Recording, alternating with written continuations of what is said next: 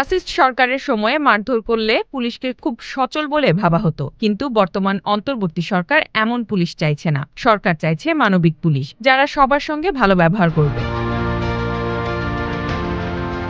সচিবালয়ে আইনশৃঙ্খলা সংক্রান্ত কোর কমিটির সভা শেষে এমন মন্তব্য করেন স্বরাষ্ট্র উপদেষ্টা লেফটেন্যান্ট জেনারেল অবসরপ্রাপ্ত মোহাম্মদ জাহাঙ্গীর আলম চৌধুরী। তিনি বলেন, বর্তমান পুলিশ মানবিক পুলিশ এবং আগের চেয়ে অনেক বেশি সক্রিয় তারা।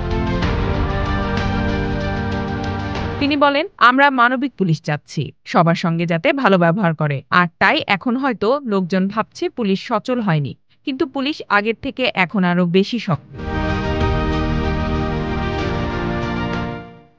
র্যাবের পোশাক পরে ডাকাতির ঘটনা ঘটেছে এ বিষয়ে জানতে চাইলে তিনি বলেন, র্যাবের পোশাক পরে যে ঘটনাটা ঘটেছে এটা নিয়ে আমরাও খুব উদ্বিগ্ন। সর্বোচ্চ চেষ্টা চলছে এটার সঙ্গে যেই জড়িত যেন তাড়াতাড়ি তাদের আইনের আওতায় নিয়ে আসা যায়।